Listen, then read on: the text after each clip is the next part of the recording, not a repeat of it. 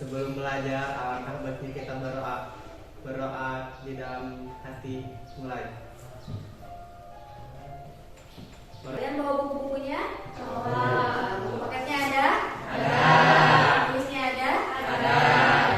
Kemudian coba cek untuk kondisi kelas kalian. Bersih? Bersih. Amelia ada? Ada yang pernah mengikuti atau ikut dalam pertandingan ini? Kapan biasanya ikut?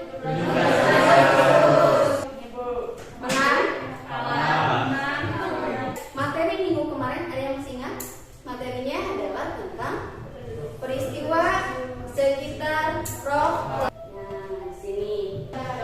Mana yang Juanda Juanda berperan dalam atau di sini ada di dalam uang 50.000 karena dia berperan dalam bagaimana perjuangannya dia mengambil alih yang namanya jawatan kereta. Karena bangsa yang besar adalah bangsa yang menghargai jasa pahlawannya. Kalian kalau tidak tahu tentang pahlawan, tentang tokoh, ya kan nggak akan tahu ya jasa-jasanya seperti apa. Pelajaran kali ini, kompetensi dasar yang kita akan pelajari adalah kompetensi dasar 3.6 dan 4.6. Untuk tujuan pembelajarannya, setelah hari ini kita akan belajar berkelompok. Nah, di sini kita bagi penilaiannya nasional dan tokoh daerah. Nah, tadi ada tokoh nasional, ada juga tokoh daerah. Apa yang membedakannya? Boleh aja. Kalau tokoh nasional itu mempertahankan suatu wilayah bangsa, sedangkan daerah mempertahankan daerah kekuasaan seperti mempertahankan kerajaan. Mempertahankan kerajaan, mempertahankan kerajaannya. Bagus ya, ada. Dan biasanya di sini bukan hanya terpaku pada perjuangan fisiknya saja, bisa dari perjuangan politiknya, pendidikannya, organisasi yang lainnya. Pokoknya di situ menyebut kepada ya tidak terikat dengan batas-batas wilayah. Nah, coba kalian perhatikan untuk videonya, simak. Kecamatan Bodas Sekarang Jati, Purbalingga, Jawa Tengah. Ayahnya Kamis Kertawiraji dan ibunya Siam, berasal dari daerah biasa. Ia menyuarakan. Sudah kalian simak, apa yang sudah kalian pahami, apa yang sudah kalian integrasi, boleh kalian tuliskan di dalam Mentimeter. Silakan boleh kalian join ke Mentimeter. Kalian tinggal masukkan nama, jangan lupa. Kemudian apa yang kalian dapatkan dari video, kemudian kirim submit, ya. Selain Linda, kemudian Siva, Desi, kemudian Rianda, benar. Nah, yang perlu kalian ketahui ya untuk Jenderal Sudirman di sini, kalian mungkin pernah mendengar taktik yang terkenal dari Jenderal Sudirman dalam perjuangannya mempertahankan kemerdekaan Indonesia. Taktiknya apa? Taktik gerilya. Selain taktik gerilya ada apa lagi? Ada taktik sumpit kurang. Sebutkan, jangan lupa harus mencari satu. Di mind mapping harus untuk mind mappingnya. Oke, silahkan kalian inikan untuk LKPD. Nah, karena ini harus selesai hari ini, seperti perjanjian kan? Sudah? Yang sudah membawa karton? Sudah. Mana coba kartonnya?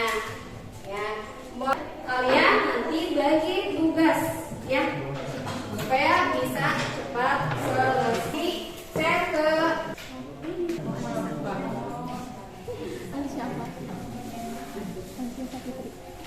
terus apa lagi? Sejarah juga terkenal dengan apa lagi? Persatuan dan harta. Boleh. Ini Iya, tokohnya. Dan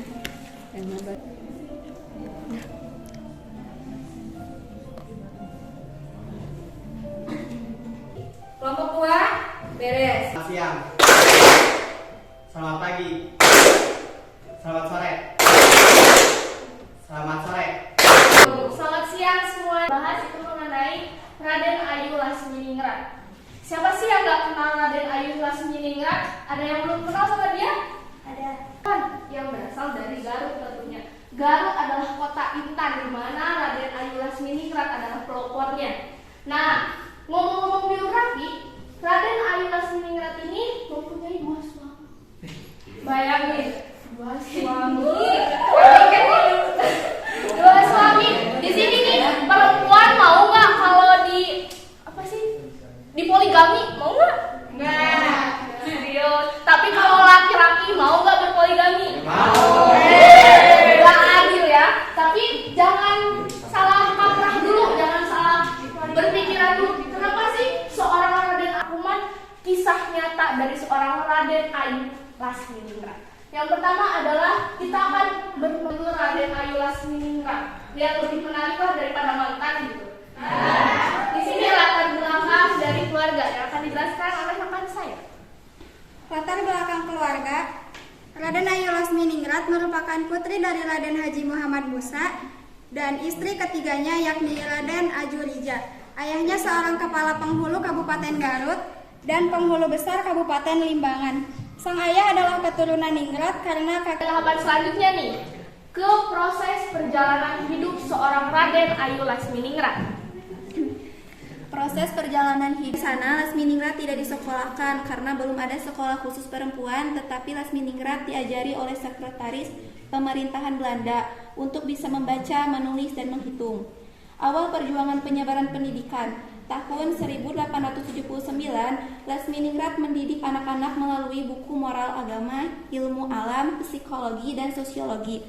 Langkah nyatanya dimulai pada tahun 1907, Lasminingrat mendirikan sekolah keutamaan istri, tepatnya di ruang gamelan Pendopo Garut. 1911, Lasminingrat memutuskan untuk tidak menulis sastra dan fokus memindahkan sekolah ke Jalan Ranggalawe. Pada tahun 1913, sekolah mendapatkan pengesahan dari pemerintah melalui Akta Nomor 12 Februari 1913. Dalam bidang sosial yang pertama, munculnya rasa empati, munculnya rasa simpati dari para bangsawan terhadap pendidikan rakyat, di mana pada saat zaman Raden Ayu, pendidikan ini belum rata, belum sama rata. Dan kedua, dalam bidang sosial adanya kesetaraan. Nah, dalam masa Raden Ayu mulai dijalankannya kesetaraan, walaupun kesetaraan itu dicapai secara bertahap.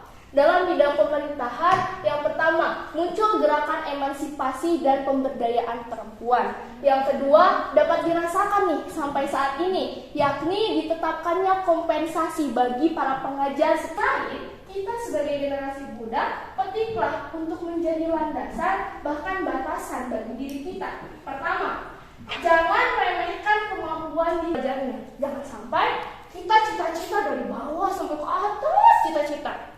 Tapi apa? Kita nggak mau belajar. Kali ya penyajiannya boleh awan enggak? Bagaimana perkembangan sekolah yang dibuat oleh Lasminingrat dan setelah beliau meninggal, apakah sekolah itu masih berjalan? Ya, enggak. Perkembangan selanjutnya mengenai sekolah dilanjutkan oleh keponakannya yaitu Purnama Diningrat mengembang sampai bisa membangun sekolah dan meninggalkan jejak sekolahnya yang sekarang contohnya masih ada di samping klinik puskesmas dekat alun-alun Tarogong.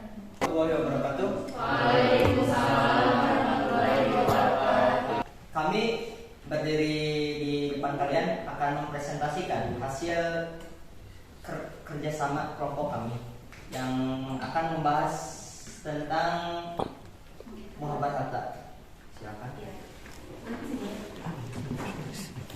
Jadi Muhammad Hatta lahir pada 12 Agustus 1902 lahir di Bukit Tinggi, Sumatera Barat. Ayahnya seorang ulama tarekat dan ibunya berasal dari keluarga pedagang. Ayahnya meninggal pada saat ia berusia 7 bulan. Ia bersekolah di sekolah dasar 7 tahun khusus anak-anak Belanda, Bukit Tinggi dan Padang. Kemudian ia diterima di HBS Batavia atau Jakarta. Namun tidak diizinkan karena masih terlalu muda dan akhirnya bersekolah di Mulo di Padang. Mengapa Hatta meminta pengunduran diri secara berkali-kali? Kan dijawab oleh siapa? Karena Muhammad Hatta merasa tidak sepandangan lagi dengan Presiden Soekarno. Sepanjang rakyat sudah terbentuk bahwa ia akan mengundurkan diri. Ya. Sudah? Ada tambahan lagi adanya perbedaan pandangan antara Soekarno dengan Hatta. Yang kedua adalah sering dengan parlemen. Ketika pemerintahan sudah ini di parlemen, berarti di situ sudah tidak diperlukan lagi untuk wakil presiden. Itu pandangan dari Muhammad II. Barangkali ada yang ke satu tadi di mana? Jelas sama mengerti itu jelas. Jelas, mengerti dan sudah untuk kelompok 2 dua-duanya bagus. Surat keputusan. Ada juga Ahmad Subarjo. Ahmad Subarjo ini yang terkenal dengan yaitu kebijaksanaannya, sehingga dia bisa menengahi antara golongan muda dengan golongan tua. Tentunya di sini sendiri, tapi kalau daerah yang tadi belum dikukuhkan ya sebagai pahlawan Nazi. Lain, ternyata belajar sejarah itu menyenangkan. Dari yang awalnya membosankan, ternyata menyenangkan. Karena dengan kita belajar dari sebuah pengalaman, kita bisa melihat masa depan yang begitu cerah dari belajarnya kita dari sejarah. Ya, kita bisa mendapatkan pengalaman yang luar biasa. Apalagi tadi ya dengan ya ternyata meskipun perempuan tapi dia luar biasa. Dapat disimpulkan bahwa dalam pelajaran ini kita bisa belajar, apalagi kita di masa remaja yang ingin mencari jati diri, kita bisa menginspirasi pahlawan-pahlawan nasional dan mempelajari pahlawan-pahlawan nasional dan meneladani nilai-nilai yang luar biasa begitu perjuangan bagi bangsa Indonesia. Oke, terus ya. Patriotisme untuk membela bangsa Indonesia. Dan juga cinta tanah air serta rela berkorban dan tanpa pamrih. Nah, tadi bisa dilihat ya dari figur siapa? Jenderal Sudirman yang memperjuangkan itu sampai titik darah penghabisan. Nah, seperti itu. Bagaimana pembelajaran hari ini menyenangkan? Menyenangkan. Apa yang bisa dipetik dari pembelajaran hari ini yang menyenangkan? Kerjasama ya. Ternyata kita juga bisa ya kecil-kecilan di dalam kelas mengadakan kerja sama. Ya, kalau bekerja sama di dalam pembelajaran. Ada hal baru yang isi untuk Google Home-nya ya. Silahkan dikerjakan, ada soal yang harus kalian kerjakan. Cukup 5 menit.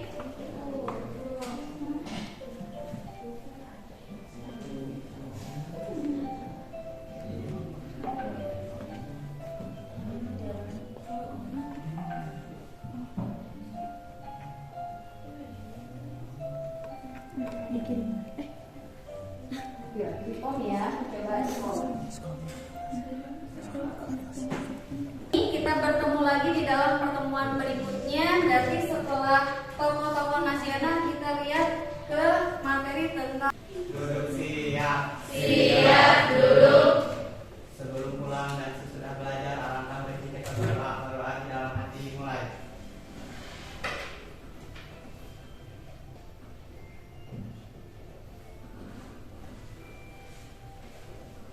Berdoa selesai, ucap salam.